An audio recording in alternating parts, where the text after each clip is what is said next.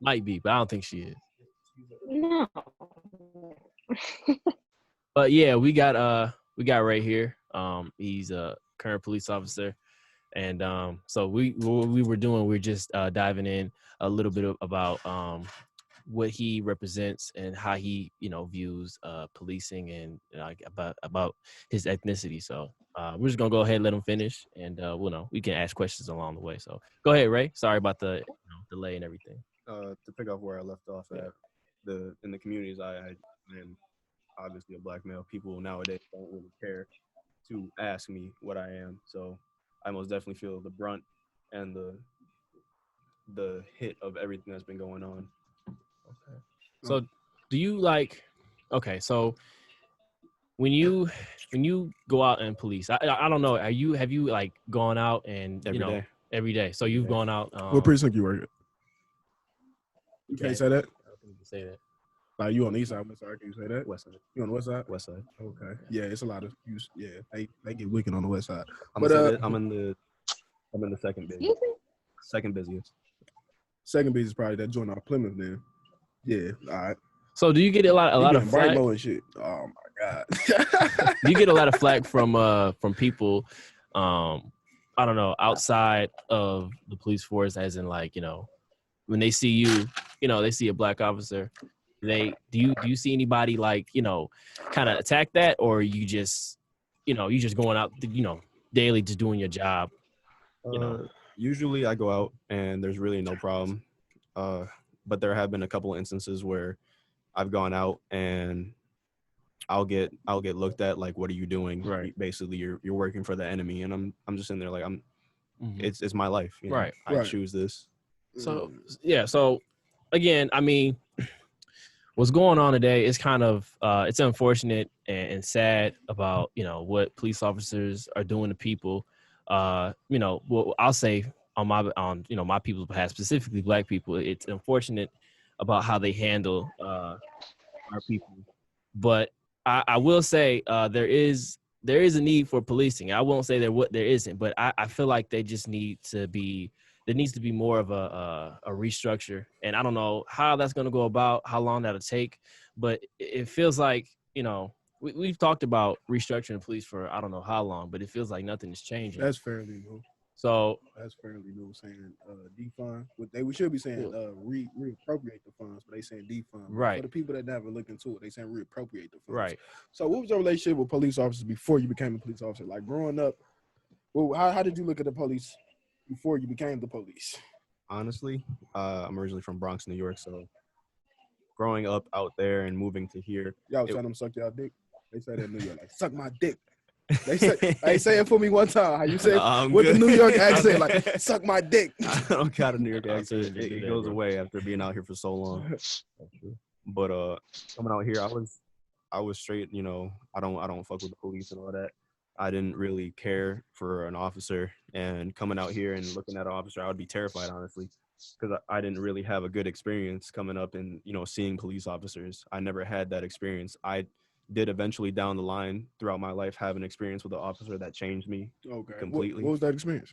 So I was hanging around with the wrong crowd, and being the young individual that I used to be, we were outside chopping shit, shooting BB guns at school. But one day an officer caught us and they all ran and left me with the BB gun. Why are you running? I tried. I did. I'm not gonna lie, I did. But it had caught me by surprise so much that I don't know. I've never had to do something like that before. Right. So while I was running, you know how you get like that little numbness in your legs, a little jelly feeling. That means you can run faster. That's what that means. That does not mean that. That's dude. That means you can run faster. You can run fast. That's adrenaline. You can run fast until they block the street off. Block the street off. Like, didn't work. I kind of. Hey, do you be running after people and shit? Do you be running after people? You be catching them? Yeah, I do. I will burn your ass. You won't do that. I will torture you. Well, let's hope you don't do nothing, you know what I'm saying, where you got to catch you. It's over. But, I'm on the fences. What? Yeah, so would you say you just had that, okay, you said you was around the wrong crowd. So all right, what up, though? Would you feel like, what's up? You feel like, you had all that, just deep down, you just had that good kid feeling where you're just like, I'm a good kid. I know I shouldn't be doing this. Yeah, I had that good kid feeling. Yeah. I'm not saying you interrupt. No, I'm saying I had that good kid feeling, where I was like, I shouldn't really be doing this. I wasn't raised as a bad kid. When I was in New York, I was homeless. So I went from that to this. Throughout my whole life, I appreciate everything that I do. And I was like, I'm not trying to mess up someone else's day by doing something real fucking stupid. Right. So yeah, okay. So while I'm running, the officer catches me and he's like, I could take you in for a phonetic weapon. And at that moment, he was like, I'm not going to ruin your life like that. He could have ruined my life. I could have went for something real stupid because apparently those kids broke like some cars at a Ford dealership and were shooting at people's windows, and I got left with it. So they were going to take me. What was the ethnicity of this officer? White. He was white, dude? Okay. Yep, he was white. All right, that's good. He was a white officer, and he told me, I'm going to give you a chance, but I want you to not waste it. And then ever since then, I was like, you know what? I'm going to look at things a lot different. That's amazing, bro. And that's kind of like, that's just basic, human, standards. You should always, be looking at the next person to help them in some type of way. And it's just crazy. It's a weird, line between police and people nowadays. It's just like you see more of the. I hear you. But I'm just saying, like, you got those officers who are in the job to do the right thing, and then you got those officers who are just super corrupt. How am I supposed to tell the difference? Exactly. That's what I'm saying. How do I tell the difference? How do I tell the difference from Ray that I would assume you might be a good officer? But, like, what would you do if you knew officers was doing corrupt things around you? Like, you knew officers was, like, just taking money from drug dealers, not reporting it, or they was beating. Like, if one of you got a partner. My partner changes every day. Okay, let's say one of your partners is beating the shit out of somebody, like, for no reason. Like, would you report that? Of course. Okay. Of course. What if that's like your man's, though? Like, you'd have been you might be his godfather or something like that. Like, you might go to his cookouts. This is like that's come really into test. Like, this is a perfect time to bring up what happened in Minneapolis. Okay. So wherever. Yeah. So those officers that just stood by and let Mr. Floyd, go like that, and let him die. Let him get murdered. Yeah, pretty much. Let's call it what it is. Yeah, who let him get murdered? Right. They all deserve what they're about to get. Mm-hmm. They deserve more than that. If I was in that situation, I'm not. Fuck them in jail. They finna open that ass up. Yeah. But if I was in that situation, I wouldn't have let that happen. Because one, if someone's saying that they can't breathe, obviously, in our academy training, they don't teach us to put our knees on anyone's neck. That's just stupid. You're cutting off someone's airway. That's the one way that air gets through. That's what I like to talk about the training. So how intense or how in depth is the training? So it's military style training. Military style training. On what? On de-escalating situations, or is it like military fighting? Like, what? Because when I think of our military was. So basically, I'll run down from my academy from beginning to end. Going in, you have to shave your head. I remember that. Yeah, you had the I was about to say, you look familiar. Boy. I remember you now. Now you look familiar. But so I was drunk then. Going in, you got to shave your head. They weed out who's the weakest around in the first week. The weakest mentally or the weakest physically? Mentally and physically. There's a lot of strong body that's retarded. And there's a lot of fat officers out there too. And they will weed you out very, very quickly. If they can't weed you out with physical workouts, they'll weed you out with educational purposes. I mean, that's kind of hard to believe. There's a lot of dumb fat officers out there. All right, you laughed about the educational part. Why you laugh? Right. Because it came out that to become a cop, there's not as much inducers training or a lot of mandated training that's needed to be a cop. So please explain how they're weeding out strength and intelligence if neither one of those are playing a factor in most of these deaths. So with the strength, I'm gonna say this. Because to me, strength and intelligence are not equivalent to what's been happening because it's common sense to save a life. It's neither one of those. Well, with strength-wise, if you mess up at all in the academy, you get jacked. Being jacked is whatever my tax staff decided on whether or not they wanted to do. They was paddling y'all? No, they were not allowed to put their hands on us. But strength-wise,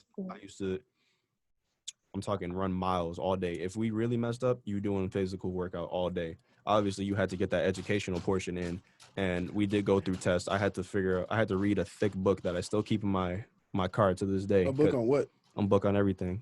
The law? Because it seems like a lot of officers don't know their own. It's their not. own It's law. A not lot of people really do. their A lot of people job. don't know law. So how do you pass if you feel like you're going through such a hard and strenuous training? How are the officers that are out there, like I said, fat, overweight, and don't know the law, pulling people over for nothing? How do they get past that? Is it? Do you think they just? I don't understand. I don't understand how they get I don't think past the it. training should stop. I think myself like what like so after you do the initial training, is it training like it's like a routine check to see if you retained all the knowledge? Like what Yes. what do you do like annually or maybe like quarterly to make sure that you up to par on what you are supposed to be doing and what you aren't supposed to be doing? So right now I could speak on this because I'm in that process right now. Mhm. I have an FTO, field training officer, that watches me extremely closely. If my shoes aren't shined, if I'm not saying the proper things, if I misuse a law, or if I just say the wrong thing to the wrong person, Mhm. I will get written up. And it takes about 3 write-ups for me to get out. So I'm still in that phase of where I could lose my job. So what if somebody reports you? Like I've I've watched been reported. I've been reported already. by people. Yeah. So what's the process on that? Like somebody calls you. Let me say like three people call you within a month. What is the process between what goes The on? reports don't really go. It's more of the write-ups. The reports are just people complain. People can report you for anything, anything and everything. So who investigate these reports then? Right. Internal affairs. Okay. And internal affairs can be anyone. We have people. This is rumored, but I think it's really true because a lot of our senior officers are even worried about it. Mm-hmm. There are internal affairs inside the precincts that people don't know about, that just are just watching people and you don't even know. Because I'm not gonna lie, there have been some random people in the precincts that I have not seen. Okay. So you basically gotta be on your toes at all times. Right. Know what you're doing. So you never wanted to be a police officer when you grew up? Like No. So this was just a job. No, this is not a job. This is not a job? No, this is a lifestyle. This is what I do every day. This is what I wake up every morning, and this is what I'm willing to. You die for this? And that is precisely what I wanted to hear because it shouldn't be a job. Right. No, it is a job, but it should be done well. It should be done properly. A job is something that you go in every day and you expect a check. I expect to see someone, for one, be safe every day, and to two, not to make it sound like weird, but to make sure that Be honest. To make sure that I go home safe every day. Mm-hmm. As long as I take that vest off every day, I know I did a good job. If I've helped a couple people, I helped someone from killing themselves. That's not what you do on a normal job. A normal job, you just go in, maybe let's speak on Amazon for a little bit. Right. You go in, you pack a couple boxes, I'm not helping nobody kill themselves in that bitch. But in my job, I gotta deal with people at their worst moment. That's not a normal job. You get trained to do stuff like this. Right. I feel like the thing about being a police officer, it's definitely a human aspect. Then it's an aspect of protocols that you had to follow, and it's like the lines get kind of blurred, and it's like it's real tricky. I ain't gonna lie. I don't know, man. I just really don't fuck the police. My experience with the police always been bad. Never had a good experience. Well, go ahead and let them know. Yeah, let me hear it. Oh no, when I was all right, I might have been. It's had to be middle school. I went to a DPS school, but like on the east side. It's separated, like Grosse Pointe in the city is separated by Mac. My uncle stayed on Mac, but the Grosse Pointe side. But we walking, so the police officer like, why y'all ain't in school? I tell them like, shit, we in DPS schools. I'm like, we go to Malcolm X Academy, thinking he gonna leave us alone. Didn't leave us alone. We knocked for my cousin, come outside, like, come here, let me talk to y'all. I'm like, nah, we ain't got nothing to say. I gave you my name. Like, y'all I told you I'm not in school. I told you the name of my school. You want to call and check. Didn't break any laws. Who? No, I did. Yeah, I didn't break any laws. Long story short, they ended up slamming me and shit, putting their knees in my back and taking me and my cousin to jail. I'm a child, bro. And then sent, how old were you? Middle schools, 12. They took you to the sandbox. They didn't take you to jail. Well, whatever. They fingerprinted me. Sandbox. Yeah, well, I was a child. Anyway, so they whooped, you know what I'm saying? They definitely manhandled. It's the middle of the winter, snatched my coat off. I'm out there for a long time sitting on the concrete, my hands behind my back. So send me home. Then we got something in the mail saying I got to go to court because I'm getting charged with assault on the officer. They wrote up a false report, said I bit them, I grabbed their nuts, all type of shit. I go to jail. I mean, I go to court. I cop out on a plea. It's like some community service type shit. And when I copped out, the judge told me if you didn't take this cop, I was going to send you to jail. If you didn't take this cop, wow. I was going to send you to jail. Fast forward, let's say I was in college. Something happened. Some people got to fighting. Some people I knew But I come back to the scene, I say, officer, I worked up to the scene. Yeah, them joints in here, yeah. More deals, I was like, I don't want to impede on your investigation, my exact words. I don't want to impede on your investigation. I just want to make sure my friend is okay. He said, shut the fucking up and get back in the car. So me being me, I'm like, you old bitch ass nigga, you ain't had this badge on. I slap the shit out you. You really a hoe, blase splee. They locked me up. I forgot what they charged me with. I sat in there about 2 days, let me out, went to my court date. I pled not guilty, but so yeah, they had to show up to the court date. They never showed up. They just wasted my time. You feel me? They made me sit in there for some days. They made me bond out. I got the bond money back because the case was dropped because they never showed up, but I still had to pay court costs. You feel me? So I still was in the negative. Like, this is the games they play. And it's usually like this when I deal with the police. I don't know what it is. Like, I know how to. I'm a very respectful person when I feel like I'm being respected. When I feel disrespected, I'm a disrespect. When was the last time you had a police encounter? Oh, Has it been a couple of years? about a couple of years. Yeah, I think I got locked up with Flat Rock. The one thing that a lot of people don't understand now as the difference from back then with when it comes to how we police now, Detroit is becoming more of a technology-based system. With the facial recognition and shit like that, because they lock my mans up for no reason. There's no such thing. There's no such thing. No such thing as facial recognition? Not in Detroit. We're not that advanced. Not yet. No, I'll show you off. But I will say this. A lot of officers, for one, can't get away with how they used to do things back in the day because of we have cameras on now that don't turn off at all. I mean, regardless, they're still doing some crazy stuff with the body cam, bro. Like I was watching the video actually a couple days ago, maybe yesterday. It was a cop just straight out, planting weed in somebody's car because they couldn't find it. They pulled him out the car for, I guess, a traffic violation, so-called. And then he's like on the body cam. He's like, you can't see his hands. They just see what's in front of him on the body cam. He's shuffling around something. And he's just like throwing down weed. He got charged for it eventually, but he's just throwing down weed in the cup. It's just like. But it's what you just said. Well, eventually, like it took like a whole. I don't want to quote this, but a whole like 3-4 months or the guy get caught. It's like, why do they feel like they, if you have a body cam on, why do they feel like they can still get away with it? Because obviously he feel like he can still get away with it, but if he's still doing it, knowing his body cam is on, so it's just like, and then cops, they could lie about a situation and get away with a whole bunch of stuff. So my question to you really is just like, when you police, maybe, I don't know how long you want to do this. How long do you want to do that? Yeah, ask some shit. How long you want to do this? Like, I'm going to retire with this. I figure you want to retire with this. Benefits must be good. Like, y'all getting some cheese and all that? I mean, this is, like I said, I came from living off the streets. So if you want to retire with this, what do you see yourself doing to impact the community? And hopefully, I don't know, maybe, one person can't change the world, but let's just say nation for right now. Do you see yourself being that type of person? Like, wow, like Ray was he was like the top notch coach. He's like the standard. Or do you just feel like, I just want to do my part in police officer, do it the right way, and I want to go home and retire off this? Do you want to make an impact on your community alone? Like, how do you see yourself being a police officer when it's all said and done? I want to change the world. Period. What's the plan? The plan? Yeah. Well, I'm pretty sure it starts with this. I'm changing, like you said. How do you know if other police officers aren't like me? Yeah, I'm still not convinced you're not a bad police officer. I'm not a bad police officer. I'm not convinced though. Well, I mean, yeah, I never had to deal with you on the street. You see how cool I am. If I never told you I was a police officer, you wouldn't have looked at me like that. You would think I was probably just some, random chill dude off the street just because of my mannerisms and the way that I smell it on you. Smell it on the flesh. No, every person that I've ever dealt with on the street I wish they can come in and talk to you because I give people chances. I'll actually sit down and listen to your story. I don't care how long it takes for you to talk. I'll listen to the entire story. What you knew though, like let's say when you get 10 years in, 15 years in, like how long, you know what I'm saying? Like it only, you know what I'm saying? You still new. So you still got, you fresh, you green. It don't matter. We talking about when they get, you know what I'm saying? It don't so matter. You want to move up in the ranks, maybe be like a police chief, hopefully, because that's what or you just want to be an officer. No, I want to eventually get onto be a sergeant and lieutenant. I still want to be able to get out on the street and talk to people. That interaction is another reason why I don't like sitting behind a desk. You get a lot of hoes being a police officer.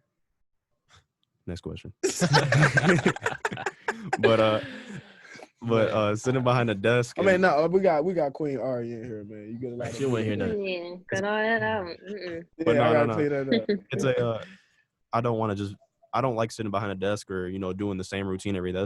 This career has been nothing but, in the past couple months that I've been out, has been nothing but more and more exciting because every day is something different. You can't predict everything. The only thing I can predict is that I'm going to put my vest on and go outside. That's it. I can tell you this right now. The main things that we have been dealing with are domestic violence situations due to all the quarantines. And even then, I'll sit down. I can relate with that because I've witnessed domestic violence. No, other way around. You got beat on? No, I've seen females beat on dudes. Yeah. Hey, listen, I heard too, like a lot of them domestic violence cases be like the girl on girl relationships. Like, how true is that? I hear them relationships kind of violent. It's not true at all. It's not true. We're in an equal world right now. No, I'm saying I just heard their shit kind of like they get. I don't know why, but I hear like girls who've been in them relationships like they be scrapping. Well, I had one situation. I don't know if y'all want. They don't be scrapping. I had one situation. All right, you just so cool. You feel me? You just so smooth. We can. She's like a cool breeze. I had one situation where somebody gonna punch these two females. I had one situation. These two females were arguing. It was one of the females' baby's birthday, and the other one didn't want to go get up and get a cake. So what she did was put her girlfriend in chokehold and start hitting her in the head. And then when the other girl got up and pushed her off for self-defense, the girl went into the kitchen, got a knife, and put it to her own throat and said, "Y'all gonna listen to me?" And all that. No, ain't nobody gonna threaten me, but no, she threatened herself. Yeah, I'm saying that's not a threat to me. I'm shit. But do it. I mean, if it's somebody you love, I'm pretty sure you have to do it. I will say that. Man, don't play them games with me. People be thinking they crazy. If it's somebody you love, I'm pretty sure it'd be a different situation. Now if they actually do, I'm like, damn, they did it. See, I can't allow that to happen. So you'd be a terrible police officer. What you mean? I feel like if a person want to kill themselves, they got their right. That's their right. Their right. That's their right to kill themselves. You don't know what that person could do for the world if you don't save it. Facts. Man, they wanted to go. I at one point wanted to do that, and now look where I am. You a bad police? No, I'm playing. You crazy. All right, do you got anything? You've been here. You've been real quiet, man. So what do you have to say about all this? He's claiming to be a good police officer. He's claiming to be. I did not come in. I'm just saying. But yeah. What have you taken so far? What do you have to say to Ray?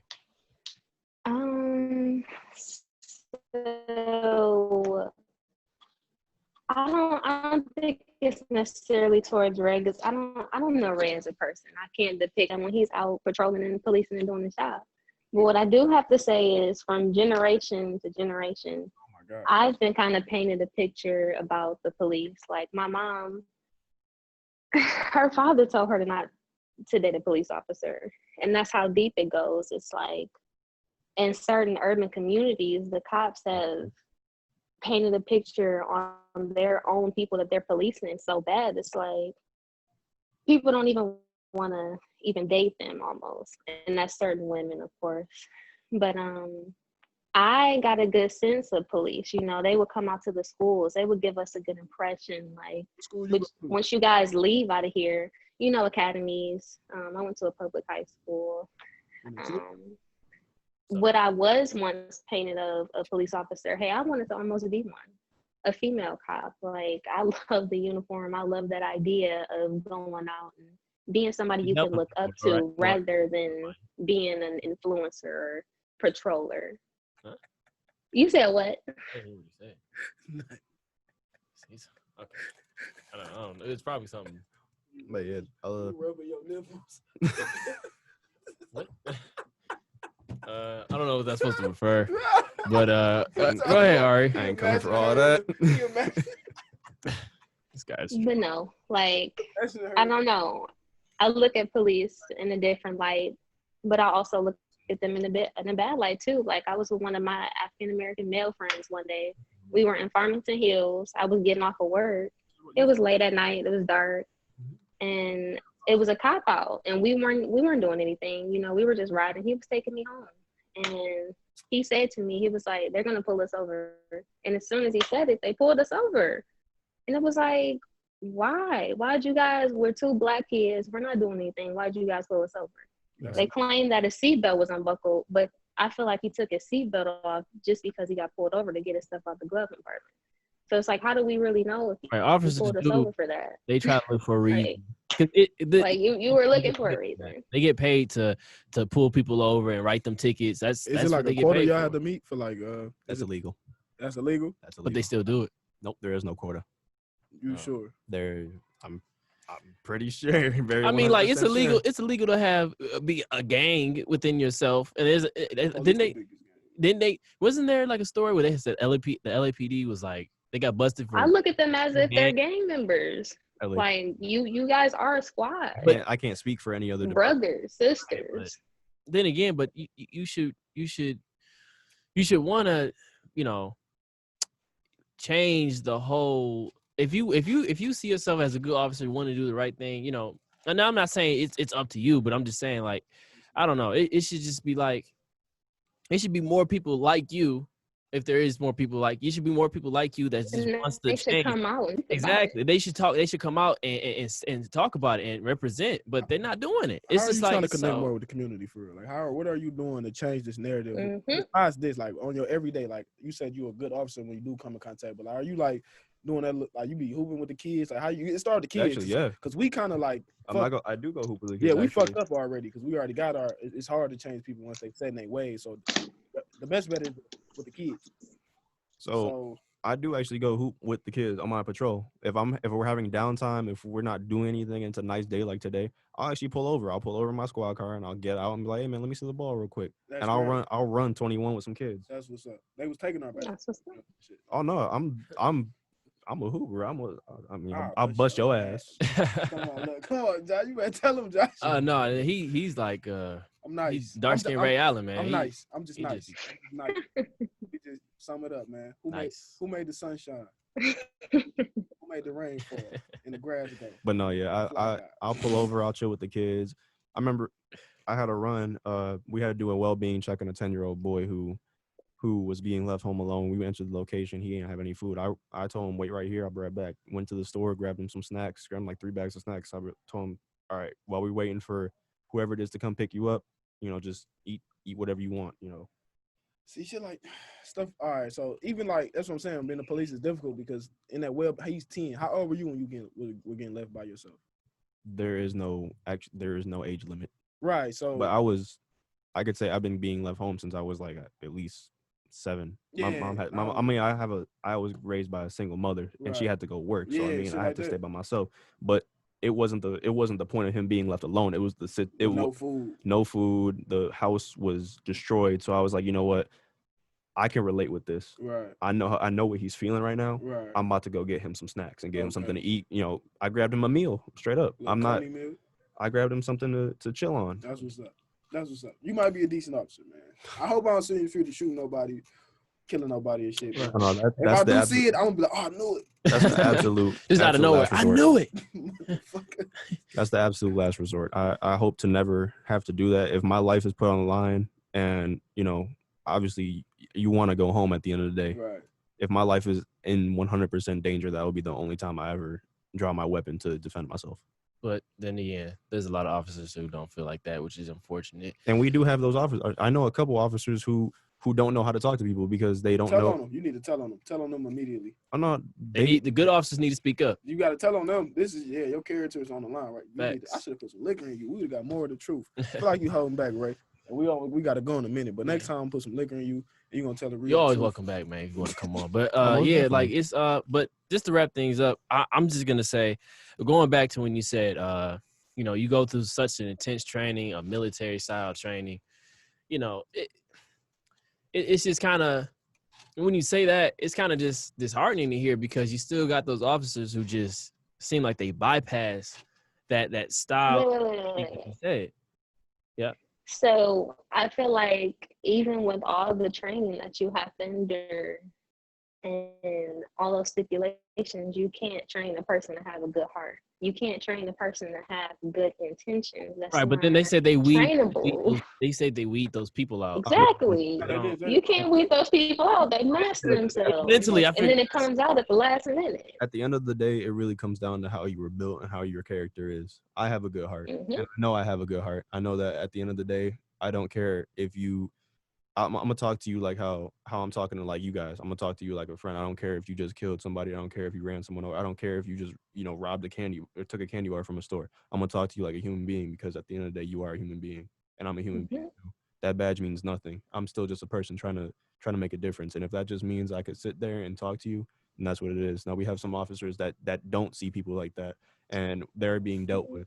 I can say this right now, there is a lot of officers that are being investigated for jumping off rip. I know how to talk to people because I came from, a very harsh background. I know when to say something. I feel like police stations or departments that investigate themselves. The police departments don't investigate themselves. Outside sources come in. FBI, internal affairs. Internal affairs is not linked with any type of. They're their own people. So if somebody was like, "You hoe ass police officer, take your badge off. I beat your ass." You would take your badge off and scrap it. What does my badge have to do with anything? Oh, you just scrap them like hands. A badge is just something that they give me. Would you scrap them? No. Why not? Because why would I? Why? Well, there's a lot of officers. You see this badge? You know who I am? You know what I'm saying? Like, you can't disrespect me because they feel like that badge is like the ultimate shield. Like, you can't touch me. You can't say nothing to me. Exactly. Do this to me. Exactly. The same person that was liable to get program. The same person that was liable to get their ass whooped before the badge is the same person to get liable to get their ass whooped now after the badge. Ray talking big choppy, man. Officer Ray, what's your badge number? What's your name and badge number, sir? say meet him outside. He whooping on niggas. Facts. If you ain't trying to play basketball with him, then he whooping on you. Facts. Yeah, you got to. Yep. I'm saying, that badge doesn't mean anything. It's really about how you are as a person. What you got? Rugrats mask? No, this is Marvel. I'm a Marvel fan. That's what's up. Yeah. Me and Ari don't fuck with What? Oh, hold on. Ari loves Marvel. Sorry. Are you a nerd too? I'm both. Sorry. DC and Marvel. It's not a nerd. It's just a movie. You know what I'm saying? Yeah. That's just he's off the lick. You know? I hope he tells y'all when he sees. But okay. Yeah. I mean, like I said, I hope